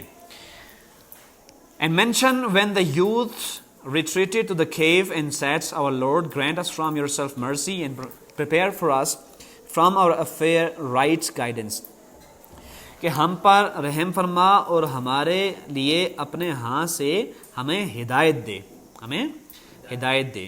یہ ان نوجوانوں نے کہا جو غار میں چلے گئے تھے۔ فَضَرَبْنَا عَلَىٰ آذَانِهِمْ فِي الْكَهْفِ سِنِينَ عَدَدًا، so we cast over their ears in the cave years a number، یعنی ہم نے فضربنا، so we cast، ہم نے تھپکی دے دی، کس چیز کی؟ نیند کی، ٹھیک ہے نا۔ عَلَىٰ over آذَانِهِمْ their ears، ان کے کانوں پر ہم نے تھپکی دے دی، فِي الْكَهْفِ in the cave، اس غار میں، سنین عددا، یعنی کئی سالوں تک ہم نے ان کو سلا دیا۔ We cast over of sleep, a cover of sleep over their ears within the cave for a number of years، کئی سالوں تک ان کو سلائے رکھا۔ ثم بعثناهم لنعلم أي الحزبين أحصى لما لبثوا أمدا، ثم then، پھر، بعثناهم we raised them up، ہم نے ان کو اٹھا کھڑا کیا، لنعلم that we make evident، تاکہ ہم دیکھ سکیں، جان سکیں، ایو which، یعنی ان میں سے کون، الحزبینی، حزب کہتے ہیں گروہ کو، لشکر کو، of the two parties، یہ دو پارٹیز کے بارے میں بات ہو رہی ہے کہ دونوں میں سے پوچھ سکیں، احصا بیسٹ کیلکولیٹڈ، حساب رکھنے والا، لما for what، کہ کیا، لبثوا they had remained، کہ کتنا عرصہ وہ رہے، امدا ٹائم، کتنا عرصہ تک۔ Then we awakened them that we might show which of the two factions was most precise in calculating what extent they had remained in time۔ پھر ہم نے ان کو اٹھا کھڑا کیا تاکہ ہم جان سکیں کہ دونوں گروہوں میں سے احصا کس کو حساب ہے، پتہ ہے، لما لبثوا امدا، کہ وہ کتنا عرصہ تک وہاں پہ رہے۔ تو اب اللہ تعالیٰ اس کی تفصیل فرماتے ہیں کہ نحن نقص علیک نبأہم بالحق انہم فتیۃ آمنوا بربہم وزدناہم ہدی. نحن وی یعنی ہم، نقص نیریٹ ہم بیان کرتے ہیں، علیکا ٹو یو آپ کے لیے، نبأہم their story ان کی کہانی، بالحق in truth ان کی کہانی ہم حقیقت کے ساتھ بیان کرتے ہیں. انہم indeed they were حقیقت یہ ہے کہ وہ تھے کیا، فتیہ یوتھس کچھ نوجوان تھے، آمنو جو اپنے رب پر ایمان لائے تھے، بربہم اپنے رب پر، in their Lord، وزدناہم اور ہم نے کیا کیا، وزدناہم ہدا ہدایت کو ان کے لیے مزید بڑھا دیا. یعنی اللہ تعالیٰ ہدایت کو بڑھا دیتے ہیں جب ہم اللہ تعالیٰ پر ایمان لاتے ہیں تو ہماری وہ مدد فرماتے ہیں. وزدناہم and we increased them in guidance اور ہم نے ہدایت کو ان کے لیے مزید بڑھا دیا. It is we who relate to you, O Muhammad, peace be upon him, sallallahu alayhi wa sallam, their story in truth. Indeed, they were youths who believed in their Lord, and we increased them in guidance. آیت number 14 ہے وَرَبَطْنَا عَلَىٰ قُلُوبِهِمْ إِذْ قَامُوا فَقَالُوا رَبُّنَا رَبُّ السَّمَاوَاتِ وَالْأَرْضِ لَن نَّدْعُو مِن دُونِهِ إِلَٰهًا لَقَدْ قُلْنَا إِذًا شَطَطًا. وَرَبَطْنَا and we made firm اور ہم نے مضبوط بنا دیا، عَلَىٰ قُلُوبِهِمْ on their hearts ان کے دلوں پر، اِذ جب، قاموا they stood up جب وہ کھڑے تھے تو ہم نے ان کے دلوں کو مضبوط بنا دیا. فقالوا and they said اور انہوں نے کہا، ربنا our Lord اے ہمارے رب، رب السماوات والارض جو کہ رب ہے زمینوں کا بھی، زمین کا بھی اور آسمانوں کا بھی، لن never کبھی نہیں، ندعو we will invoke ہم کبھی نہیں پکاریں گے، من دونی ہی انووک کہتے ہیں بیٹا پکارنے کو، ندعو ندا دینا، من besides him اپنے رب کے علاوہ، دونی ہی besides him الہ any God یعنی ہم اپنے رب کے سوا کسی دوسرے کو نہیں پکاریں گے. لقد قلنا اذا شططا certainly لقد در حقیقت، قلنا we would have said اگر ہم نے ایسا کہا، اذا then تو پھر کیا ہوگا، شططا ان انورمٹی ہم بہت بڑی بات کہیں گے. اگر ہم نے ایسا کہا تو ہم بہت بڑی بات کہیں گے، کیا مطلب ہے، یعنی بری بات کہیں گے. and we bound that is made firm their hearts when they stood up and said, our Lord is the Lord of the heavens and earth, never will we invoke beside him any deity. We would have certainly spoken then an excessive transgression. اچھا جی، آیت number 15 هؤلاء قوم اتخذوا من دونه آلهة لولا يأتون عليهم بسلطان بين فمن اظلم ممن افترى على الله كذبا. اچھا جناب، هؤلاء these یہ لوگ، یعنی یہ قومنا our people یہ ہمارے لوگ، ہماری قوم کے لوگ، اتخذوا they have taken یا انہوں نے بنا لیے ہیں اپنے لیے، من دونی ہی beside him آلہہ gods الہ، یعنی ان ہمارے لوگوں کا حال تو یہ ہے کہ انہوں نے اللہ تعالیٰ کو چھوڑ کر اپنے لیے اور خدا بنا لیے ہیں. لولا یأتون علیہم بسلطان بین، لولا why not یأتون they come علیہم to them بسلطان with an authority been clear، یعنی these are people have taken beside him deities, why do they not bring for worship of them a clear evidence. یہ ان کے لیے کوئی evidence کیوں نہیں لاتے، یعنی کوئی شہادت کیوں نہیں پیش کرتے، کوئی دلیل کیوں نہیں دیتے، کوئی ثبوت کیوں نہیں لاتے. فمن اینڈ ہو اور جو، اظلم از مور رانگ زیادہ ظلم کرنے والا ہے، ممن افطرا the one who invents افطرا کر لیتا ہے، بنا لیتا ہے، ایجاد کر لیتا ہے، علی اللہ اللہ تعالیٰ کے خلاف، کذبا لائی. کیا مطلب ہے کہ and who is more unjust than one who invents about Allah a lie. یعنی اس شخص سے زیادہ ظالم کون ہے کہ جو کہ اللہ تعالیٰ پر افترا کر لیتا ہے. بس یہی اصل ہے شرک کے ظلم ہونے کی. کہ شرک کیوں بڑا ظلم ہے کہ اس میں انسان بغیر کسی دلیل اور ثبوت کے اللہ تعالیٰ کے ساتھ کسی کو شریک بنا لیتا ہے. تو اس کا ثبوت تو کوئی نہیں ہوتا نا. وَإِذِ اعْتَزَلْتُمُوهُمْ وَمَا يَعْبُدُونَ إِلَّا اللَّهَ فَأْوُوا إِلَى الْكَهْفِ يَنشُرْ لَكُمْ رَبُّكُمْ مِنْ رَحْمَتِهِ وَيُهَيِّئْ لَكُمْ مِنْ أَمْرِكُمْ مِرْفَقًا. The youths said to one another, نوجوانوں نے ایک دوسرے سے کہا, ان نوجوانوں نے جو غار میں چلے گئے تھے. کہف کہتے ہیں غار کو.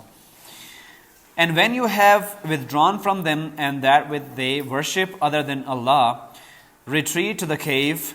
Your Lord will spread out for you of His mercy and will prepare for you from your affair facility. اچھا جی, جب انہوں نے ایک دوسرے سے کہا کہ and when you have withdrawn, جب تم وہاں سے آئی گئے ہو باہر, from them ان لوگوں سے کنارہ کشی کر کے, اور that they worship other than Allah, اور اس چیز سے بھی کہ جو اللہ تعالیٰ کے ساتھ وہ شرک کرتے تھے, انہوں نے اپنے معبود بنا لیے تھے. retreat to the cave, تو غار میں چل رہو. your Lord will spread out for you of His mercy, تمہارا رب تمہارے اوپر اپنا رحم کرے گا. and will prepare for you, اور تمہارے لیے بنائے گا from your affair facility, لکم من امرکم مرفقا, تمہارے لیے راحت بنائے گا, یعنی راحت کا سامان کرے گا, تمہارے لیے راحت کا سامان کرے گا. تو وہ جب غار میں چلے گئے, یعنی کسی بھی معاشرے میں آپ دیکھیں نا تو بڑوں کا تجربہ اور چھوٹوں کا جذبہ کام آتا ہے. یہ نوجوانوں کی مثال عام طور پہ آپ دیکھتے ہیں نا, قرآن مجید میں کچھ قصے سنائے جاتے ہیں. تو یاد رکھیے گا, قرآن مجید کوئی قصوں اور کہانیوں کی کتاب نہیں ہے. وہ قصہ بھی سنایا جاتا ہے تو اس کے پیش نظر کچھ مقصد ہوتا ہے. یعنی جب بھی آپ دیکھیں گے نوجوان جو ہوتے ہیں نا آپ جیسے, اور پھر جوان 20, 25, 30 سال کے جو لوگ ہوتے ہیں, ان میں جذبہ بہت زیادہ ہوتا ہے. ان کے اندر کسی چیز کو قبول کرنے کا یا کسی چیز کا رد کرنے کا بہت جذبہ ہوتا ہے. یعنی کسی چیز کو قبول کریں گے تو سر دھڑ کی بازی لگا دیں گے, اور کسی چیز کو رد کریں گے تو اس کو مکمل طور پر رد کر دیں گے. تو رسول اللہ صلی اللہ علیہ وسلم پر جو شروع میں لوگ ایمان لائے, اس میں صرف ابو بکر صدیق رضی اللہ تعالیٰ عنہ ہیں کہ جن کی عمر 37 یا 38 سال کی ہے, باقی سب ان سے چھوٹے ہیں, سب نوجوان صحابہ ہیں. سمجھ آ رہی ہے؟ یعنی حضرت یاسر, عمار ابن یاسر کے جو والد ہیں, اور حضرت سمیہ ان کی جو زوجہ ہیں, حضرت عمار ابن یاسر کی والدہ محترمہ, یہ پہلے شہیدوں میں سے ہیں. حضرت سمیہ تو اسلام کی سب سے پہلی شہید عورت ہے, خاتون ہے, صحابیہ ہیں. تو سب نوجوان تھے. تو یہاں بھی اللہ تعالیٰ نے ان نوجوانوں کی جو یوتھس جو تھے وہ گئے تھے غار میں, ان کی مثال اس لیے دی ہے کہ ایک وقت وہ بھی آنے والا ہے کہ جس میں تم ہجرت کرو گے, یعنی مسلمانوں کو, صحابہ کرام کو, رسول اللہ کو. تو انہوں نے بھی کیا کیا, ہجرت جب کی تو کہا کہ اللہ تعالیٰ اپنا فضل کرے گا تم پر. اور یعنی ظاہر ہے تم بھی جب ہجرت کرو گے, وہ ایک وقت آنے والا ہے, یعنی رسول کے انذار میں وہ ایک سٹیج آ جاتی ہے کہ جس میں ہجرت و برات ہوتی ہے. برات مطلب بری ہو جانا اس قوم سے کہ اس پر اتمام حجت ہو. مثال کے طور پر میں آپ کو پورا سال پڑھاتا رہا ہوں, اور جیسے ہی ایگزامینیشن کی ڈیٹ آ جائے تو اس میں پھر میں آپ سے بری ہو جاؤں گا. یعنی اس سٹیج پہ میں تو نہیں کچھ کر سکتا نا. اگر آپ نے محنت کی ہوگی تو آپ کا امتحان ہوگا تو آپ پورے ہو جائیں گے اس میں. سمجھ آ رہی ہے؟ وہ اس کو کہتے ہیں برات. تو اگر آپ اسی طرح رہے تو پھر ٹیچر تو کچھ نہیں کر سکتے. تو یہی وہاں بھی میں صرف سمجھانے کے لیے مثال دے رہا ہوں, وہاں بھی ایسے ہی ہوتا ہے کہ رسول پھر آخر میں جا کے بری ہو جاتے ہیں. ان کا جو تھا نا کہ وما علینا الا البلاغ المبین ہے نا, کہ ہمارا کام تو صرف پہنچا دینا ہے. تو وہ پہنچا دیتے ہیں, اپنا فرض پورا کر دیتے ہیں. اس کے بعد اتمام حجت جب ہو جاتا ہے تو ہجرت و برات ہو جاتی ہے, ان کو چھوڑ کے جانا ہوتا ہے. پھر یہ علیحدہ بحث ہے کہ پھر صحابہ کرام کے ہاتھوں سے, ان کی تلواروں سے اس قوم پر عذاب آ گیا. وَتَرَى الشَّمْسَ إِذَا طَلَعَتْ تَزَاوَرُوا عَنْ كَهْفِهِمْ ذَاتَ الْيَمِينِ وَإِذَا غَرَبَتْ تَقْرِضُهُمْ ذَاتَ الشِّمَالِ وَهُمْ فِي فَجْوَةٍ مِّنْهُ ذَلِكَ مِنْ آيَاتِ اللَّهِ مَنْ يَهْدِ اللَّهُ فَهُوَ الْمُهْتَدِ وَمَنْ يُضْلِلْ فَلَنْ تَجِدَ لَهُ وَلِيًّا مُرْشِدًا. اچھا وَتَرَى and you might have seen, تم نے دیکھا ہوگا الشمس the sun سورج کو اذا when جب طلعت it rose جب یہ طلوع ہوتا تزاورو inclining way تو ترچھا ہو جاتا یعنی اس غار کے منہ سے ترچھا ہو جاتا ٹیڑھا ہو کے عن کہفہم ان کے غار سے ذات الیمین یعنی اس سے ذات مطلب ٹو یمین رائٹ سائڈ پہ ہو جاتا یعنی جب طلوع ہوتا تو رائٹ سائڈ سے نکلتا. وَإِذَا غَرَبَتْ تَقْرِضُهُمْ ذَاتَ الشِّمَالِ اور جب غروب ہوتا تو تقرضهم پاسنگ اوے فرام دیم ان سے تقریض کرتے ہوئے دور ہوتے ہوئے ذات الشمال یعنی مغرب کے بائیں طرف چلا جاتا. وَهُمْ فِي اس کا کیا مطلب ہے یعنی اس کے دو مطلب ہو سکتے ہیں. ایک تو یہ ہے نا کہ سورج جب ڈائریکٹ لگے نا تو اس کی گرمی ہوتی ہے تو اصحاب کہف کو تو اللہ تعالیٰ نے وہاں پہ سلائے رکھا نا سلا دیا تو اس کا ایک مطلب یہ ہے کہ سورج کی کرنوں سے بچا لیا. دوسرا مطلب یہ ہوتا ہے کہ اگر ایک جانب ہو جائے نا تو جو اس کا فساد ہوتا ہے مین جو اس کا منہ ہوتا ہے غار کا جہاں سے لوگ اندر نظر آ سکتے ہیں ظاہر روشنی چاہیے ہوتی ہے نا کسی چیز کے نظر آنے کے لیے تو ایک مطلب یہ بھی ہو سکتا ہے کہ جب ظاہر ہے سورج ترچھا ہوگا تو اس کی ڈائریکٹ کرنیں تو نہیں پڑیں گی سایہ آ جائے گا تو لوگوں کو اس طرح سے معلوم بھی نہیں پڑ پائے گا کہ یہاں پہ کوئی ہے بھی یا نہیں ہے. تو اس کا اصل مطلب تو اللہ تعالیٰ ہی کو معلوم ہے. اچھا جی وَهُمْ فِي فَجْوَةٍ مِّنْ وَهُمْ while they اور وہ فی اس میں فجوتن دا اوپن اسپیس یعنی کھلی جگہ تھی میدان تھا من دیر آف اس کے اندر ذالک دیٹ وہ من واز فرام وہ تھا آیات سائنس اللہ تعالیٰ کی نشانیوں میں سے تھا ذات آیات اللہ. تو یہ چیز کیا تھی وہ لوگ یعنی سورج ادھر سے طلوع ہوتا تو رائٹ سائڈ پہ ہو جاتا غار کی غروب ہوتا تو لیفٹ سائڈ پہ ہو جاتا اور وہ لوگ اس کے درمیان میں فجوتن من یعنی اس غار کے اندر ایک کھلا میدان تھا اس میں سو رہے تھے. اینڈ یہ پھر کیا ہے من آیات اللہ یہ اللہ تعالیٰ کی نشانیوں میں سے ہے. اللہ تعالیٰ جس کو بچانا چاہے نا بچا لیتا ہے. من یہد اللہ فہو المہتد whoever Allah guides and he is the guided one جس کو اللہ ہدایت دے تو وہ ہدایت یافتہ ہے. من یہد اللہ فہو المہتد جس کو اللہ تعالیٰ ہدایت دے تو وہ ہدایت پا جاتا ہے. ومن یضلل فلن تجد لہ ولیا مرشدا ومن یضلل and whoever he lets go astray ومن اور جس کو یضلل وہ ضلالت میں مبتلا کر دے. ضلالت کہتے ہیں یہ اردو والا ضلالت نہیں ہے یہ ذات والا ضلالت ہے یعنی گمراہی اور جس کو گمراہ کر دیں فلن then never کوئی نہیں ہوتا تجدہ you will find تم پاؤ گے لہو اس کے لیے ولیم پروٹیکٹر اس کی حفاظت کرنے والا مرشدہ گائیڈ کرنے والا. یعنی جس کو اللہ تعالیٰ گمراہ کر دے تو پھر اس کے لیے نہ تو کوئی ہدایت دینے والا ہوتا ہے نہ اس کی حفاظت کرنے والا ہوتا ہے. وَتَحْسَبُهُمْ أَيْقَاظًا وَهُمْ رُقُودٌ کا مطلب کیا ہے کہ and you would think about them وَتَحْسَبُهُمْ تم ان کے بارے میں حساب کرو گے أَيْقَاظًا کہ وہ کیا کر رہے ہیں جی اویک ہیں جاگ رہے ہیں. وَهُمْ جبکہ وہ کیا ہیں رقود وہ سوئے ہوئے تھے یعنی تم سوچ رہے ہوگے کہ وہ جاگ رہے ہوں گے وہاں پر لیکن وہ کیا کر رہے تھے جی سو رہے تھے.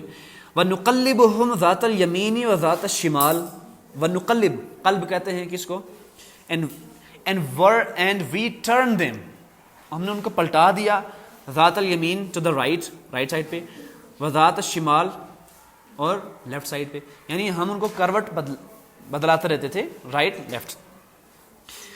وَكَلْبُهُمْ بَاسِطٌ ذِرَاعَيْهِ بِالْوَسِيطِ اور ان کا کتا کلب کہتے ہیں ایک تو ہے نا قلب قاف موٹے قاف والا قلب اس کا مطلب ہوتا ہے دل ایک ہوتا ہے کش والا قاف اس کا مطلب ہوتا ہے کتا.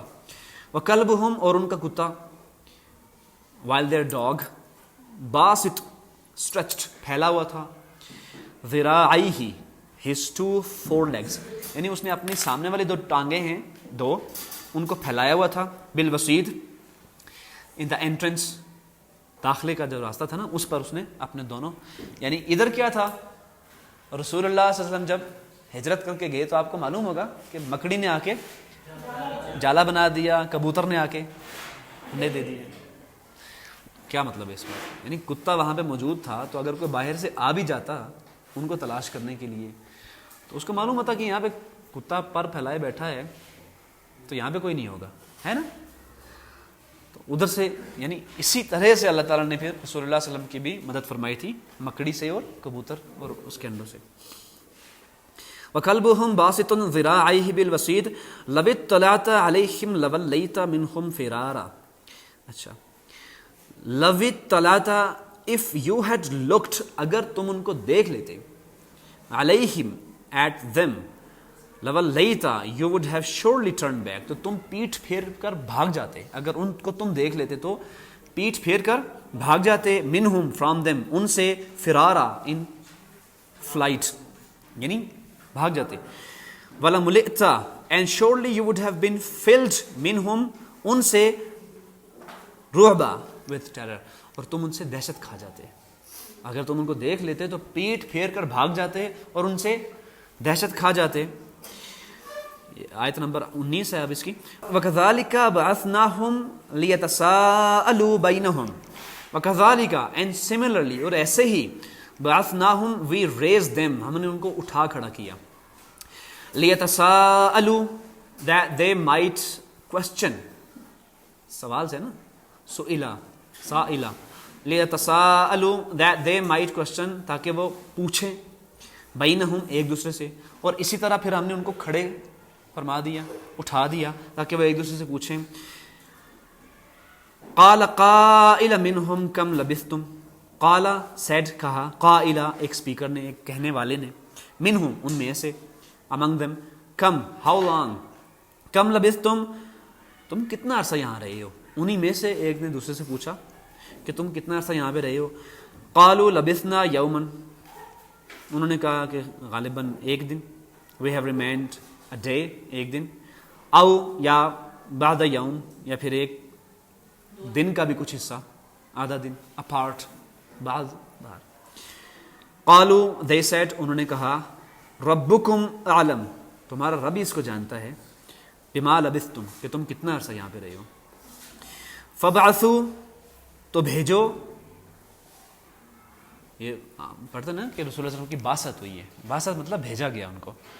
فبعثوا, so send احدکم, one of you, تم اپنے میں سے کسی کو بھیجو, بورقکم, with this silver coins of yours, اس سکے کے ساتھ, اس کرنسی کے ساتھ, ہذہ, with this silver coin of yours, بورقکم ہذہ, یعنی اس چاندی کے سکے کے ساتھ, سلور کے سکے کے ساتھ, الی المدینہ, شہر کی طرف. میں نے آپ کو بتایا تھا نا کہ مدینہ کہتے ہیں شہر کو, یعنی مدینہ کا بھی نام مدینہ نہیں تھا, یثرب تھا, ٹھیک ہے نا. تو مدینہ مشہور ہو گیا چونکہ اس کو مدینۃ النبی کہا جاتا ہے نا, تو اس لیے لفظ مدینہ مشہور ہو گیا. فَلْيَنْظُرْ, and let him see, أَيُّهَا, which is أَزْكَى, the purest طعام, food, اور دیکھے, ایہا, کہ کون سا پاکیزہ کھانا ہے. یعنی یہ سکہ دے کے اپنے میں سے کسی کو بھیجو اور جا کے وہ کیا لے آئے, پاکیزہ کھانا. یہ بات پہلے میں نے آپ کو بتائی ہے نا کہ مسلمانوں کے لیے تزکیہ اصل چیز ہے, پاکیزہ کھانا. ہم حرام نہیں کھاتے نا, حلال کھاتے ہیں. تو وہ لوگ چونکہ مشرک تھے جن سے یہ لوگ جان چھڑا کے گئے تھے, وہ لوگ مشرک تھے نا جن سے جان چھڑا کے گئے تھے, یعنی اس نے کیوں کہا کہ پاکیزہ کھانا لے آؤ, اس لیے کہ جہاں سے وہ ہجرت کر کے گئے تھے وہ لوگ مشرک تھے اور ظاہر ہے وہ حرام کا بھی ارتکاب کرتے ہوں گے, حرام کھانا بھی کھاتے ہوں گے. تو اس نے کہا کہ نہیں, صاف ستھرا کھانا لائیے گا. تو میں آپ سے بات کرتا ہوں, ہمارے معاشرے کا المیہ یہ نا کہ ہمارے ہاں یعنی کوئی بھی معاشرہ جب ترقی کرتا ہے تو وہاں کے بڑوں کا تجربہ اور نوجوانوں کا جذبہ کام آتا ہے. ہمارے معاشرے میں اور اس معاشرے میں جہاں پہ اس طرح کے کام ہوتے ہیں وہاں پہ الٹ ہوتا ہے. نہیں، اگرچہ ہمارے معاشرے میں شرک تو نہیں ہے، لیکن ہوتا کم و بیش یہی ہے کہ بڑے جذباتی ہو جاتے ہیں، ان میں حکمت نام کی چیز ہی نہیں ہوتی، اور چھوٹے دلائل دینا شروع ہو جاتے ہیں. یعنی بڑے پھر کیا کہتے ہیں، یہ گستاخ ہیں، بدتمیز ہیں، بد تہذیب ہیں، بد اخلاق ہیں، اور یہ کہتے ہیں کہ بڑے ہمارے دقیانوس قسم کے لوگ ہیں جی، یہ بات سننے کے لیے تیار نہیں ہوتے. تو وہاں بھی کچھ ایسا ہی تھا کہ وہ لوگ مشرک تھے نا. اچھا جی، فَلْيَأْتِكُمْ and let him bring to you برزق provision رزق منہ from it وَلْيَتَلَطَّفْ and let him be cautious، اور اس کو کہو کہ کیا کرے، and let him bring to you، تمہارے پاس کھانا لے کے آئے اس میں سے جو حلال ہو. وَلْيَتَلَطَّفْ and let him be cautious، اور اس کو کہو کہ احتیاط کرے. وَلَا and let not be aware يُشْعِرَنَّ، اور وَلَا يُشْعِرَنَّ، اور کسی کو معلوم نہ ہونے دے، بِكُمْ about you، اپنے بارے میں، احدہ، کسی ایک کے بارے میں بھی کسی کو معلوم نہ پڑنے دے.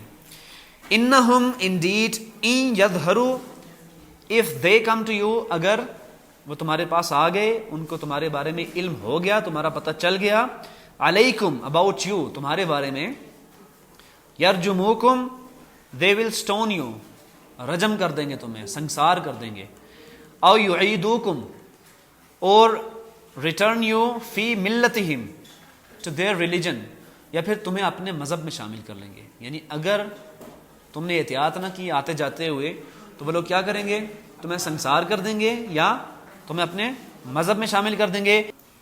and never will you succeed then ever، تو اس صورت میں تم کبھی بھی کامیاب نہیں ہوگے. سنسار ہوگے تو بھی یہ کامیابی نہیں ہے دنیاوی طور پہ، اور اگر ان کے مذہب میں شامل ہوگے تو پھر اخروی لحاظ سے کامیابی نہیں ہے.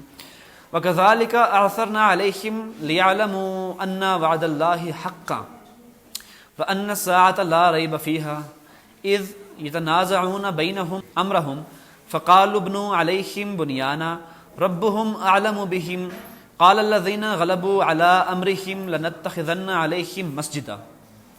وَكَذَلِكَ، اور ایسے ہی، and similarly، اعثرنا we made known علیہم، ان پر ہم نے واضح کر دیا، لیعلموا that they might know، کہ تاکہ وہ جان سکیں، ان کہ وعد اللہ، کہ اللہ تعالیٰ کا وعدہ کیا تھا، حق is true، وہ سچ ہے. وَأَنَّ السَّاعَةَ لَا رَيْبَ فِيهَا and that about the hour there is no doubt about it، کہ وہ جو گھڑی آنے والی ہے، یعنی کس کے بارے میں بات ہو رہی ہے، قیامت کے بارے میں، کہ اس میں کوئی شک نہیں ہے. یعنی قیامت کا اس سے کیا تعلق ہے، آپ میں سے کوئی بتا سکتا ہے؟ ان کو سلا دیا، پھر اٹھا دیا، انہوں نے ایک دوسرے سے پوچھا کہ تم یہاں پہ کتنا عرصہ رہے ہو، پھر کھانے کے لیے بھیجا، ایک دوسرے سے سوالات کیے. تو اللہ تعالیٰ کہتے ہیں کہ اسی طرح سے ہم نے ان کو اٹھا کھڑا کیا اور ان کو ہم نے سمجھا دیا، یعنی بتا دیا، ان پر آشکار کر دی یہ حقیقت کہ اللہ تعالیٰ کا وعدہ بھی سچا تھا اور وہ جو قیامت کی گھڑی آنے والی ہے وہ بھی سچی ہے. اس بات کا کیا تعلق ہے اس بات سے، کوئی بتا سکتا ہے آپ نے؟ نہیں، یہاں بھی ایسے ہی ہوا نا کہ اصحاب کہف کئی 100 سال تک سوتے رہے، اور جب اٹھے تو انہوں نے کیا کہا، ہم تو ایک دن یہاں پہ سوئے رہے. کچھ نے کہا کہ نہیں ایک دن بھی نہیں تھا، ایک دن سے بھی آدھا دن تھا یا کچھ حصہ تھا اس کا. یہی مثال ہے آخرت کی. ہم اپنی قبروں میں سو جائیں گے، پتہ نہیں کتنے 100 اور کتنے سینکڑوں سال بیت جائیں گے، اور جب ہماری آنکھیں کھلیں گی تو قرآن مجید کے مطابق لوگ کہیں گے کہ ہمیں اپنی خوابگاہوں سے کس نے جگا اٹھایا. اور آخرت میں جا کے ان سے پوچھا جائے گا کہ تم دنیا میں کتنا رہ گئے، کیا کہیں گے؟ ادھر بھی ہو بہو یہی بات کہیں گے کہ ایک دن. کچھ لوگ ایسے ہوں گے جو ان کی تردید کریں گے، کہیں گے نہیں ایک نہیں، آدھا دن یا اس سے بھی کم. بالکل یہی ہے. یہ قیامت کے بارے میں اس لیے بات کی جا رہی ہے یہاں پر کہ اس طرح سے ہم نے ان کو کہا کہ ہمارا وعدہ سچا تھا. ادھر وعدہ کیا تھا؟ یعنی ان کو یہ یقین تھا کہ ہم غار میں چلیں گے تو ہم کامیاب ہو جائیں گے. یعنی ہجرت کر کے انسان اسلام کے لیے جب جاتا ہے تو اللہ تعالیٰ کا وعدہ ہے کہ اللہ تعالیٰ اس کو کیا کرتے ہیں جی، اس کو مدد دیتے ہیں. لیکن ادھر کیا وعدہ ہے؟ ادھر بھی یہی وعدہ ہے کہ ہم مریں گے، قبروں میں جائیں گے، اس کے بعد ایک نئی دنیا شروع ہوگی تو اللہ تعالیٰ کا وعدہ سچ ہو جائے گا. بالکل اسی لیے اس کی مثال دی ہے کہ ہم نے ان کو اٹھا کھڑا کیا تاکہ ان پر یہ حقیقت آشکار کر دیں کہ یہاں بھی یہ ہوا ہے، وہاں بھی وہی ہوگا. اللہ تعالیٰ اپنے وعدے کے خلاف نہیں کرتے. اچھا جی. وَأَنَّ السَّاعَةَ لَا رَيْبَ فِيهَا إِذْ يَتَنَازَعُونَ بَيْنَهُمْ أَمْرَهُمْ when they disputed among themselves about their affair. فَقَالُوا ابْنُوا عَلَيْهِمْ بُنْيَانًا and they said, construct over them a structure.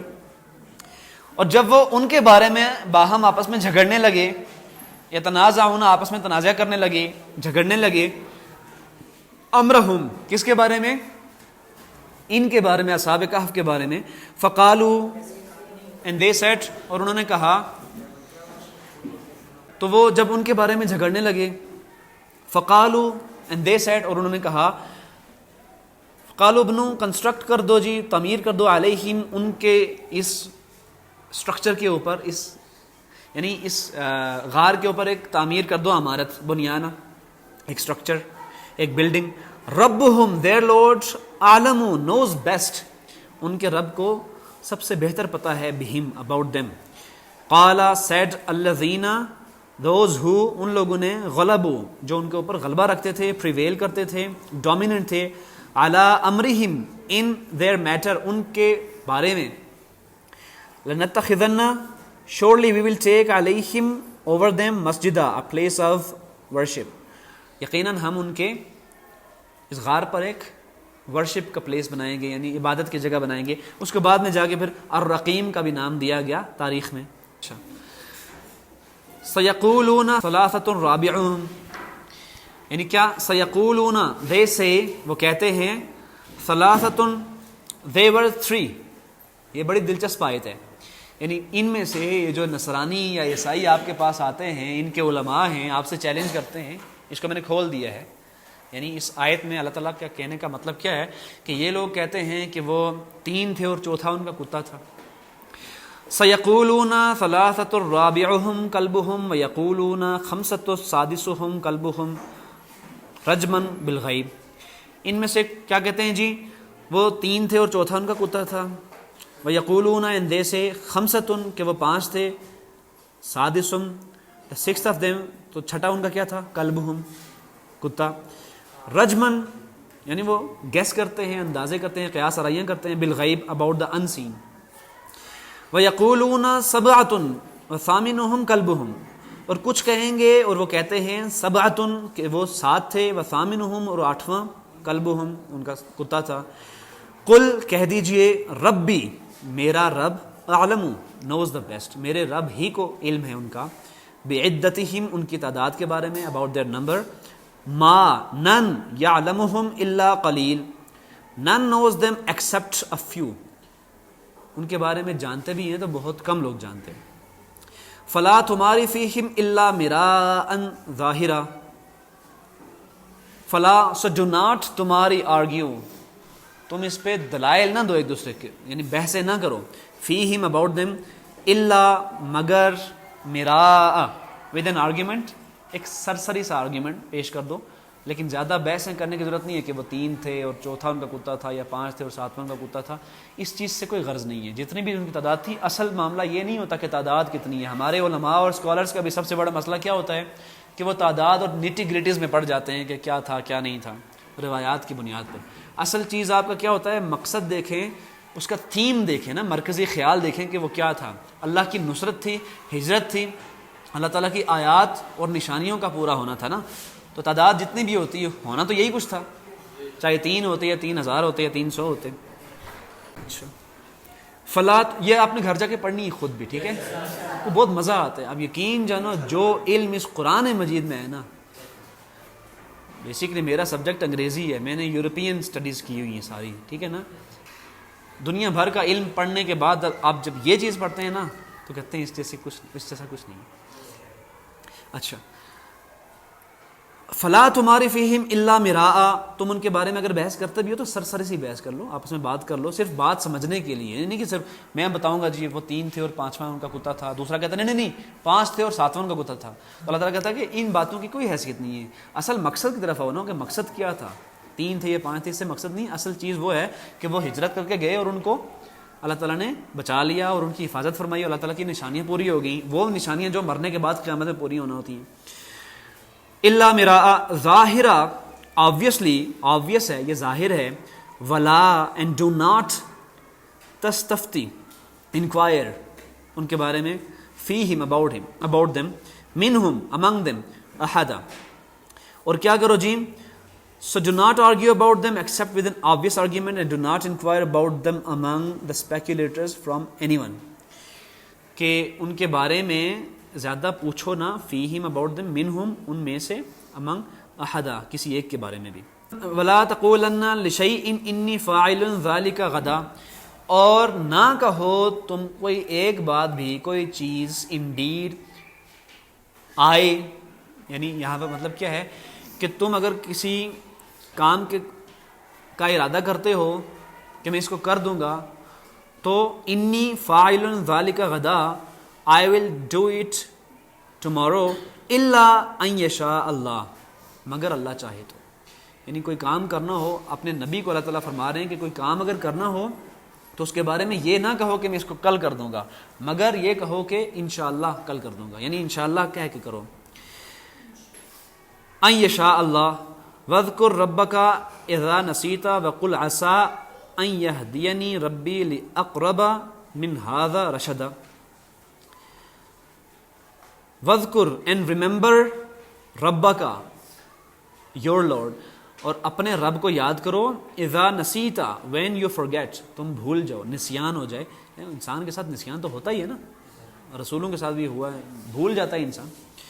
تو اگر تم بھول جاؤ تو جب نام یاد آئے تو اس وقت لے لو. وقل and say, اور کہو, عسا perhaps, شاید, ان یہدینی ربی لاقرب, that my Lord will guide me to nearer way, min hadha rashada, then this right way. اچھا جی, perhaps my Lord will guide me to what is nearer than this, to right conduct, کہ میرا اللہ میری کیا کرے گا جی, ہدایت کرے گا, یہدینی ہدایت دے گا, ربی میرا رب, لاقرب to a nearer way, نزدیک ترین راستے کی طرف, من hadha rashada, جو ہدایت کی طرف جاتا ہے. وَلَبِثُوا and they remained, کون, اصحاب کہف, یہ دوبارہ التفات ہو رہا ہے, ان کی طرف بات ہو رہی ہے. فی کہفہم, in the cave, in their cave, اپنے غار میں وہ رہے, لبثوا رہے, مئۃ سنین وازدادوا تسعا. اچھا, اس آیت کے دو مطلب ہے, ویسے اس کا میں معنی آپ کو سمجھاتا ہوں. معنی اس کا یہ ہے کہ وہ لوگ رہے اپنے غار میں, ثلاثۃ مئۃ 300 سال, سنین وازدادوا, اس میں 9 سال اور بڑھا دو, 9 سال اور بڑھا دو, یعنی 309 سال رہے. قل اللہ اعلم بما لبثوا, and say کہ اللہ تعالیٰ ہی knows the best, اعلم بما about them, about the period, لبثوا they remain, کہ وہ کتنا عرصہ رہے. اب اس کے یہاں پہ کیا مطلب ہے, پہلے اللہ تعالیٰ کہتے ہیں کہ وہ 309 سال وہاں پہ رہے, 309 سال وہاں پہ رہے, پھر اللہ تعالیٰ کہتے ہیں کہ اللہ تعالیٰ ہی بہتر جانتا ہے کہ وہ وہاں پہ کتنا رہے. کچھ علماء کے نزدیک یہاں پہ بات یہ ہو رہی ہے کہ اللہ تعالیٰ ان کی تعداد کے بارے میں بتا بھی رہے ہیں, اور ساتھ میں اپنے علم کا بھی اظہار کر رہے ہیں کہ مجھے معلوم ہے کہ کون کہاں پہ رہے کتنا عرصہ. دوسرے کچھ اہل علم ہیں جو کہتے ہیں کہ اصل میں اللہ تعالیٰ ان کی بات کو نقل کر رہے ہیں, کہ وہ کہہ رہے ہیں کہ 309 سال رہے, لیکن ان سے کہو کہ اللہ تعالیٰ ہی بہتر جانتا ہے. اگین ان میں سے دونوں میں سے جو بھی مطلب ہو, تو اصل معاملہ یہی ہے نا کہ اللہ تعالیٰ جانتے ہیں, یا اللہ تعالیٰ نے کہا ہے یا انہوں نے کہا ہے, لیکن دونوں صورتوں میں اللہ تعالیٰ ہی بہتر جانتے ہیں کہ کتنا عرصہ رہے. یہ ہمارا موضوع ہونا ہی نہیں چاہیے. اچھا جی, لبثوا لہو غیب السماوات والارض, for him is the unseen of the heavens and the earth, یعنی اسی کے لیے ہے غیب کی چیزیں, آسمانوں کی, والارض, اور زمین کی. ابصر, how clearly he sees, وہ کتنی شفافیت سے دیکھتا ہے, به of it, واسمع, and how clearly he hears, اور کتنا واضح وہ سنتا ہے, ما لہم, not for them, من دونہ, besides him, min any waliyan protector, wala yushrik, and not he shares فی حکمہ in his commands احدا with anyone. Say Allah is most knowing of how long they remained. کہو کہ اللہ تعالیٰ ہی بہتر جانتا ہے کہ وہ